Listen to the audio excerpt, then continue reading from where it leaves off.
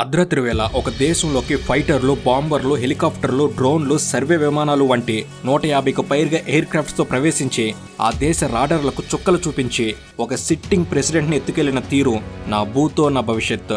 America ఇప్పటి వరకు చాలానే సీక్రెట్ ఆపరేషన్స్ చేసింది. ఇక రీసెంట్గా వెనిజులా అధ్యక్షుడు నికోలస్ మదురోని ఎత్తుకెళ్లడానికి చేసిన ఆపరేషన్ అనేది సినిమా సీన్స్కి ఏమాత్రం తక్కువ కాకుండా ఉంది. యాక్షన్ థ్రిల్లర్ సినిమాలను ఇష్టపడే చాలా మందికి అమెరికా చేసే రియల్ లైఫ్ సీక్రెట్ ఆపరేషన్స్ చాలా నచ్చుతాయి. సోల్జర్స్, ఇంటెలిజెన్స్, లా ఎన్ఫోర్స్మెంట్కి సంబంధించిన వందల సంఖ్యలో ఉన్న ఎలైట్ టీమ్ కేవలం 2 గంటల 20 నిమిషాల్లో ముగించిన ఈ ఆపరేషన్ అబ్సల్యూట్ రిజాల్వ్ వెనక బ్యాక్గ్రౌండ్ వర్క్ చాలానే ఉంది. గత 25 సంవత్సరాలుగా వెనిజులాపై ఆధిపత్యం కోసం ప్రయత్నం చేస్తున్న అమెరికాకు ఈ ఆపరేషన్ సక్సెస్తో కాస్త ఊరట దక్కిందని చెప్పాలి. కనుక దీని గురించిన పూర్తి విషయాలను తెలుసుకునే ప్రయత్నమే ఈ వీడియో. అసలు అమెరికా వెనిజులా అధ్యక్షుడు నికోలస్ మదురోని ఎందుకు పట్టుకోవాలనుకుంది, పట్టుకున్న తర్వాత అతన్ని ఎక్కడికి తీసుకెళ్లారు, అసలు అమెరికా ఈ సీక్రెట్ ఆపరేషన్ కోసం ఎలాంటి బ్యాక్గ్రౌండ్ వర్క్ చేసింది, ఆపరేషన్ అబ్సల్యూట్ రిజాల్వ్ని ఎలా నిర్వహించారు, అసలు ఈ ఆపరేషన్కి ఎంత ఖర్చు అయింది, 150కి పైగా ఎయిర్ క్రాఫ్ట్స్ దేశంలోకి ఎంటర్ అవుతుంటే వెనిజులా ఎయిర్ డిఫెన్స్ సిస్టమ్ ఏం చేస్తుంది, ఈ ప్రశ్నలన్నిటికీ సమాధానాలని ఈ వీడియోలో ఇప్పుడు మనం చూద్దాం. రండి ఆపరేషన్ అబ్సల్యూట్ రిజాల్వ్లోకి మనం కూడా ఎంటర్ అవుదాం. సో లేట్ చేయకుండా let's get into the video.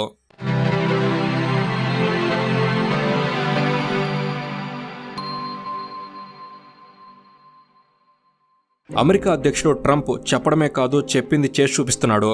ఒకవైపు తన మాట వినని దేశాలకి 50% టారిఫ్ని వేస్తూ, మరొక వైపు ఏకంగా తన మాట లెక్క చేయని వెనిజులా సిట్టింగ్ ప్రెసిడెంట్ని ఎత్తుకెళ్లి ప్రపంచాన్ని షాక్కి గురిచేశాడు. పెద్ద ఎత్తున డ్రగ్ ట్రాఫికింగ్, నార్కో టెర్రరిజంకి సపోర్ట్ చేస్తున్నాడన్న ఆరోపణలతో వెనిజులా అధ్యక్షుడు నికోలస్ మదురోను బంధించడానికి అమెరికా ఒక సీక్రెట్ ఆపరేషన్ చేసింది. ఇప్పుడు ప్రపంచవ్యాప్తంగా ఇదే హాట్ టాపిక్ గా మారింది. ఒక దేశంలోకి చొరబడి సీక్రెట్ మిషన్ ని చేసి ఒక అధ్యక్షుడిని ఎత్తుకెళ్లి అమెరికా ప్రపంచంలోని ఇతర చిన్న దేశాలకి, అలాగే రష్యా, చైనా వంటి ప్రత్యర్థులకి మాతో పెట్టుకుంటే మడతడిపోద్ది అనే స్ట్రాంగ్ మెసేజ్ నిచ్చిందంటున్నారు విశ్లేషకులు. సరే, ఇదిలా ఉంచితే అసలు అమెరికా వెనిజులాపై ఎందుకు దాడి చేసిందో ఫ్లాష్ బ్యాక్ లోకి వెళ్లి సింపుల్ గా చెప్తాను. తమ నేషనల్ సెక్యూరిటీ కోసమే వెనిజులాపై దాడి చేసామని అమెరికా చెప్పినా అసలు కారణాలు మాత్రం రాజకీయ, ఆర్థిక, భద్రతా అంశాలు వంటి వాటిపై ఆధారపడి ఉంది. మాదురో ప్రభుత్వం కొలంబియా కార్టెల్స్ తో కలిసి అమెరికా లోపలికి కొకైన్, ఇతర డ్రగ్స్ పంపేందుకు సహకరిస్తుందని, ఇది అమెరికన్ల ప్రాణాలకు నేరుగా ముప్పని అమెరికా అధికారికంగా చెప్తుంది. కానీ లోపల మాత్రం దీని వెనక ఆర్థిక, రాజకీయ కారణాలున్నాయి. వెనిజులా అనేది ప్రపంచంలోనే అతిపెద్ద చమురు నిల్వలు కలిగిన దేశాల్లో ఒకటి. సంవత్సరాలుగా అక్కడి సోషలిస్టు ప్రభుత్వం అమెరికా కంపెనీల కంటే రష్యా, చైనా, ఇరాన్ వంటి దేశాలకు దగ్గర కావడంతో ఆ రిసోర్సులపై అమెరికా ప్రభావం తగ్గిపోతుంది. ఈ పరిస్థితిని మార్చేందుకు అమెరికాకు అనుకూలమైన వ్యవస్థ అక్కడ ఏర్పడాలని వాషింగ్టన్ చాలా కాలంగా కోరుకుంటుంది. అందుకే ప్రస్తుత అధ్యక్షుడు మాదురోని అవినీతి, నియంతృత్వం, ఎలక్షన్లో రిగ్గింగ్ చేశాడన్న కారణాలను సాగ్గా చూపిస్తూ అతన్ని తొలగించి ప్రజాస్వామ్యం పునరుద్ధరణ పేరుతో కొత్త ప్రో యుఎస్ ప్రభుత్వం రావాలని అమెరికా లక్ష్యంగా పెట్టుకుంది. అంతేకాదు, లాటిన్ అమెరికాలో అమెరికా ప్రభావం తగ్గుతోందని ప్రపంచం అనుకుంటున్న టైంలో అమెరికా ఇంకా ఇక్కడే ఉందని ప్రపంచానికి, ఇంకా ప్రత్యేకంగా చైనా, రష్యా బ్లాక్కి మెసేజ్ ఇచ్చే ప్రయత్నంగా కూడా ఈ ఆపరేషన్ చేసి ఉండవచ్చు. తమ భద్రతకు ముప్పనిపిస్తే దూరంలో ఉన్న దేశాలపై కూడా డైరెక్ట్ యాక్షన్ తీసుకుంటామనే సిగ్నల్ని కూడా అమెరికా ఇక్కడ ఇచ్చింది. సింపుల్ గా చెప్పాలంటే బయటకు మాత్రం డ్రగ్స్, నార్కో టెర్రరిజం, భద్రత అనే కారణాలు చెప్పినా లోపల మాత్రం ఆయిల్, జియోపాలిటిక్స్, రెజిమ్ చేంజ్ వంటి అసలైన కారణాలు ఉన్నాయి. దీని గురించి వివరంగా తెలుసుకోవాలంటే ఆల్రెడీ మన ఛానల్లో ఫుల్ డీటెయిల్డ్ వీడియో చేసాం. దాని లింక్ డిస్క్రిప్షన్లో ఉంటుంది, ఒకసారి క్లిక్ చేయండి. సరే, అసలు విషయంలోకి వస్తే అమెరికా వెనిజులాపై దాడి చేసి సిట్టింగ్ ప్రెసిడెంట్ని బంధించడానికి చేసిన ఆపరేషన్ పేరే ఆపరేషన్ అబ్సల్యూట్ రిజాల్వ్. అసలు ఈ ఆపరేషన్ ఎలా చేస్తారో స్టెప్ బై స్టెప్ ఇప్పుడు చూద్దాం. ఇప్పుడు మనం మాట్లాడుకునేది ప్రపంచ రాజకీయ మ్యాప్ని షేక్ చేసిన ఒక ఆపరేషన్ గురించి. ఇది సాధారణ స్ట్రైక్ కాదు. ఒక సిట్టింగ్ అధ్యక్షుడిని అతని ఇంట్లో నుండే కమాండోస్ హెలికాప్టర్ మీద ఎక్కించి తీసుకెళ్లిన సీక్రెట్ మిషన్ ఇది. ఇలాంటి ఆపరేషన్ ఒక్క రోజులో డిసైడ్ అయింది కాదు. దీని వెనక కొన్ని నెలల ప్లానింగ్ ఉంది. జనవరి 3, 2026లో అమెరికా వెనిజులాపై దాడి చేయడానికి ముందు 2025లో ఆగస్టు నుండి డిసెంబర్ వరకు కొన్ని ముఖ్యమైన సంఘటనలు జరిగాయి. American department of defence president Donald Trump ఆదేశాలతో ఈ ఆపరేషన్ ప్లాన్ చేశారు. 2025 ఆగస్టులో అమెరికా దక్షిణ కరేబియన్లో పెద్ద ఎత్తున సైనిక బిల్డప్ మొదలుపెట్టింది. డిస్ట్రాయర్లు, అంఫీజియస్ షిప్స్, సబ్మెరైన్లు వంటి యుద్ధ నౌకలు, సైనిక సిబ్బంది, F-35 ఫైటర్ జెట్లు, MQ-9 డీపర్ డ్రోన్లు, ఇలాంటి వాటినన్నింటినీ కూడా అక్కడ డిప్లాయ్ చేశారు. ఈలోగా CIA టీం వెనిజులాలోకి రహస్యంగా ప్రవేశించి మదురో కదలికల్ని ట్రాక్ చేయడం ప్రారంభించింది. ఆయన సన్నిహితుల నుంచి సోర్స్లను ఉపయోగించి ఆయన ఎప్పుడు ఎక్కడ ఉంటాడు, ఏం తింటాడు, ఎవరిని కలుస్తాడు వంటి మధురో గురించిన పూర్తి మూమెంట్స్ని CIA టీం తెలుసుకుంది. తర్వాత మధురో సేఫ్ హౌస్ బ్యాకప్ని నిర్మించి డెల్టా ఫోర్స్ వంటి స్పెషల్ ఫోర్సెస్ ఆ నమూనాలో రిహార్సల్స్ చేశాయి. ఇది ఆపరేషన్ అబ్సల్యూట్ రిజాల్వ్ ప్లానింగ్కి ఫస్ట్ స్టెప్. ఇక సెప్టెంబర్లో డ్రగ్ ట్రాఫికింగ్ బోట్లపై స్ట్రైక్స్ ప్రారంభమయ్యాయి. US సదరన్ కమాండ్ కరీబియన్ సముద్రంలోకి వచ్చిన బోట్స్ వెనిజులా నుంచి వచ్చినవే అనే అనుమానంతో అమెరికా వాటిపై ఎయిర్ స్ట్రైక్స్ చేసింది. మొదటి స్ట్రైక్ సెప్టెంబర్ 1-2 తేదీల్లో జరిగి 11 మంది చనిపోయారని ట్రంప్ ప్రకటించాడు. ఈ స్ట్రైక్స్ నార్కో టెర్రరిస్ట్ టార్గెట్లపై అని చెప్పారు. ఇది వెనిజులా రెస్పాన్స్ని టెస్ట్ చేయడానికి ఆ దేశంపై ఒత్తిడి పెంచడంలో భాగంగా చేశారు. తర్వాత సైనిక బిల్డప్ మరింత పెరిగి USS Gerald R Ford carrier group కరీబియన్లోకి వచ్చింది. ఇక అక్టోబర్లో స్ట్రైక్స్ తూర్పు పసిఫిక్ మహాసముద్రంలోకి విస్తరించాయి. ఈ టైంలోనే ఆపరేషన్ సదర్న్ స్పియర్ని చేసింది అమెరికా. ఇది డ్రగ్ కార్టెల్స్పై ఆపరేషన్గా చెప్పింది అమెరికా. ఈ ఆపరేషన్కి ప్రతిస్పందనగా రష్యా నుంచి వెనిజులాకు air defence system Pantsir S-1 BUK M-2E సరఫరా జరిగింది. ఇక నవంబర్లో మధురో నాయకత్వంలో నడుస్తుందన్న ఆరోపణ ఉన్న కార్టెల్ ఆఫ్ ద సన్స్ని ఫారెన్ టెర్రరిస్ట్ ఆర్గనైజేషన్ గుర్తించారు. ఈ క్రమంలోనే వెనిజులా విపక్ష నాయకురాలైన మరియా కొరీనా మియామీలో ట్రంప్తో సమావేశమై ఆయిల్ అండ్ గ్యాస్ రిసోర్సెస్ని ఓపెన్ చేస్తామని హామీ ఇచ్చింది. ఆ తర్వాతే ట్రంప్ మధురోని టర్కీకి వెళ్ళిపోమని ఆఫర్ ఇచ్చాడు. కానీ ఆ ఆఫర్ని మధురో పట్టించుకోలేదు.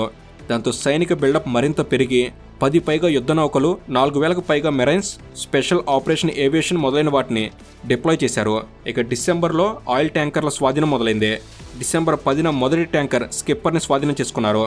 తర్వాత డిసెంబర్ 20న రెండో ట్యాంకర్ సెంచరీస్ను స్వాధీనం చేసుకున్నారు. ఇక డిసెంబర్ 17 నుంచి అధికారికంగా మెరిటైమ్ బ్లాకేడ్ని అమల్లోకి తీసుకొచ్చి శాంక్షన్డ్ ఆయిల్ ట్యాంకర్లు వెనిజులా నుంచి బయటకు రాకుండా అడ్డుకున్నారు. ఇక డిసెంబర్ 24న CIA డ్రోన్ స్ట్రైక్స్తో వెనిజులాలో మొదటి ల్యాండ్ టార్గెట్ అయిన మెరైన్ పోర్ట్ని ధ్వంసం చేశారు. మధురో టర్కీకి వెళ్లడానికి ఒప్పుకోకుండా ట్రినిడాడ్ అండ్ టొబాగోతో ఎయిర్పోర్ట్ యాక్సెస్కి ఒప్పందం చేసుకున్నాడు. అసలు డిసెంబర్ 25 తర్వాత ఆపరేషన్ అబ్సల్యూట్ రిజాల్వ్ని చేయడానికి అమెరికన్ ట్రూప్స్ రెడీగా ఉన్న వాతావరణం అనుకూలించకపోవడంతో జనవరికి వాయిదా వేశారు. కానీ డిసెంబర్ నెలలో మొత్తం 35కు పైగా డ్రగ్ బోట్ స్ట్రైక్స్ జరిగి 115 మందికి పైగా చనిపోయారని US ప్రకటించింది. ఇదంతా ఆపరేషన్ సదర్న్ స్పియర్లో భాగంగా జరిగింది. ఈ దాడులను వెనిజులా అంతర్జాతీయ పైరసీ అని ఖండించింది. ఆ దేశానికి రష్యా, చైనా మద్దతిచ్చాయి. ఇక అసలైన ఆపరేషన్ జనవరి 3 మొదలైంది. ఇక జనవరి 2న రాత్రి వెనిజులా టైం ప్రకారం 11:46 president Donald Trump operation start చేయడానికి చివరి ఆర్డర్ ఇచ్చాడు. Good luck and God speed అని సోల్జర్స్కి మెసేజ్ పంపాడు. మెసేజ్ తర్వాత జనవరి 3న తెల్లవారుజామున 2:01 ఆపరేషన్ మొదలైంది. కారకాస్ అలాగే ఉత్తర వెనిజులాలో పేలుళ్లు జరిగాయి. 150కు పైగా US విమానాలు 20 రకాల బేస్ల నుంచి స్టార్ట్ అయ్యాయి. వెనిజులా వైమానిక రక్షణ వ్యవస్థలైన BUK M-2E మిసైల్ సిస్టమ్స్ను ధ్వంసం చేసి హెలికాప్టర్లకు లైన్ని క్లియర్ చేసుకున్నారు. సైబర్ అటాక్స్, ఎలక్ట్రానిక్ వార్ఫేర్తో పవర్ అవుట్లేజ్ను సృష్టించారు. ఈ స్ట్రైక్స్ అరగంట పాటు కొనసాగాయి. దాంతో Venezuela vice president state of emergency ప్రకటించింది. హెలికాప్టర్లు నీటి మీద 100 అడుగుల ఎత్తులో ఎగిరాయి. 116th సోర్ హెలికాప్టర్స్ పైకప్పుపై కొంత దూరంలో రోడ్డు మీద 2 చోట్ల ల్యాండ్ అయ్యాయి. Delta force team gate, side door, roof access నుంచి ఎంట్రన్స్ టార్గెట్ చేశాయి. స్పేస్ డ్రోన్లు, బొటాచెస్ ఉపయోగించి కాంపౌండ్ని బ్రీచ్ చేసి మధురో ఉండే ఇంట్లోకి వెళ్లారు. ఆ టైంలో మధురో స్టీల్ సేఫ్ రూమ్లోకి తప్పించుకోవడానికి ప్రయత్నించాడు, కానీ కుదరలేదు. ఇక ఇంట్లోకి ఎంటర్ అయిన టీమ్స్ ఫస్ట్ ఫ్యూ సెకండ్స్లోనే అవుటర్ గార్డ్స్ని న్యూట్రలైజ్ చేశాయి. ఆ తర్వాత ఇన్నర్ సెక్యూరిటీని టార్గెట్ చేశాయి. ఇంతలో ఒక టీం డైరెక్ట్గా మధురో బెడ్రూమ్ వైపు కదిలింది. అక్కడ చిన్న ఫైరింగ్ తర్వాత మధురోని, అతని భార్య సిలియో ఫ్లోరెన్స్ని లైవ్గా బంధించారు. వీరిని పట్టుకోవడంలో సక్సెస్ అయింది డెల్టా ఫోర్స్ టీం. ఇది ఒక high risk, high value target capture mission కాబట్టి అమెరికా సైన్యం తన అత్యంత ఎలిట్ యూనిట్ అయిన డెల్టా ఫోర్స్ని ఈ ఆపరేషన్ కోసం ఎంచుకుంది.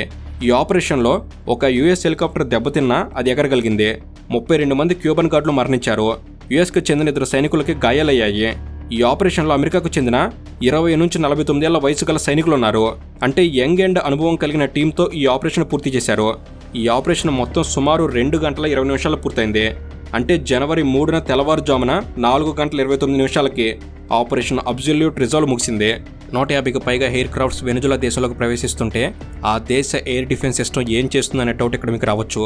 ఆపరేషన్ అబ్సల్యూట్ రిజాల్వ్లో అమెరికా వెనిజులా ఎయిర్ డిఫెన్స్ వ్యవస్థని ఎలక్ట్రానిక్ వార్ఫేర్, సైబర్ ఆపరేషన్లు, ప్రిసిషన్ స్ట్రైక్స్తో కన్ఫ్యూజ్ చేసింది. ముందుగా అమెరికా తన ఎలక్ట్రానిక్ వార్ఫేర్ విమానాలను ఉపయోగించి వెనిజులా రాడార్లు, communication links, air defence control సిస్టమ్స్ని జామ్ చేసింది. ఈ విమానాలు వెనిజులా రాడార్లకు తప్పుడు సిగ్నల్స్ పంపి వాటిని పనికి రాకుండా చేసి అమెరికా ఫైటర్లు, బాంబర్లు, హెలికాప్టర్లు సురక్షితంగా వెనిజులా లోపలికి ఎంటర్ అయ్యేలా చేశాయి. ఆ తర్వాత America cyber command Venezuela air defence నెట్వర్క్లోకి ప్రవేశించి రాడార్ సిస్టమ్స్, కమ్యూనికేషన్ సిస్టమ్స్ని డిజేబుల్ చేసింది. కొన్ని రాడార్ స్క్రీన్లలో తప్పుడు టార్గెట్స్ చూపించడం, కొన్ని సిస్టమ్స్ని పూర్తిగా ఆఫ్ చేయడం ద్వారా Venezuela air defence control centre పూర్తిగా బ్లాక్ అయింది. ఆ తర్వాత అమెరికా తన F-15, F-16, F-22, F-35 fighter విమానాలు, B-1, B-2, B-52 బాంబర్లతో వెనిజులాకు చెందిన ప్రధాన ఎయిర్ డిఫెన్స్ సైట్స్పై ప్రిసిషన్ మిసైల్స్తో స్ట్రైక్ చేసింది. దీని ద్వారా సుదూర radar sites, SAM missile launchers, communication టవర్స్ని పూర్తిగా నాశనం చేసి వాటిని పనిచేయకుండా చేసింది. ఇక అమెరికా పెద్ద ఎత్తున డ్రోన్స్ను ఉపయోగించి వెనిజులా ఎయిర్ డిఫెన్స్ సైట్స్ని రియల్ టైంలో ట్రాక్ చేసింది. అంతేకాదు హెలికాప్టర్లు చాలా తక్కువ ఎత్తులో ప్రయాణించి రాడార్కు కనిపించకుండా క్యారాకాస్కు చేరుకున్నాయి. ఇక వెనిజులా కమ్యూనికేషన్ నెట్వర్క్లోకి ప్రవేశించి తప్పుడు ఆదేశాలు, తప్పుడు ఇంటెలిజెన్స్ పంపి ఆ దేశ కమాండ్ స్ట్రక్చర్ని కన్ఫ్యూజ్ చేసింది. దాంతో ఇది వెనిజులా ఎయిర్ డిఫెన్స్ ఫోర్సెస్కి సరైన సమాచారం లేకుండా చేయడంతో వారు సరైన సమయంలో స్పందించలేకపోయారు. ఎలక్ట్రానిక్ వార్ఫేర్, సైబర్ ఆపరేషన్లో ప్రిసిషన్ స్ట్రైక్స్తో కలిసి అమెరికా వెనిజులా ఎయిర్ డిఫెన్స్ని పూర్తిగా పనికిరాకుండా చేశాయి. దాని వలనే అమెరికా హెలికాప్టర్లు క్యారకాస్లోని మాదుర ఇంటిపై కప్పు మీద సురక్షితంగా దిగి ఆపరేషన్ను విజయవంతంగా పూర్తి చేయగలిగాయి. అయితే ఇంత భారీగా ప్లాన్ చేసి ఇంత పెద్ద ఆపరేషన్ చేయడానికి అమెరికాకు ఎంత ఖర్చయిందని చాలామందికి వచ్చిన డౌట్.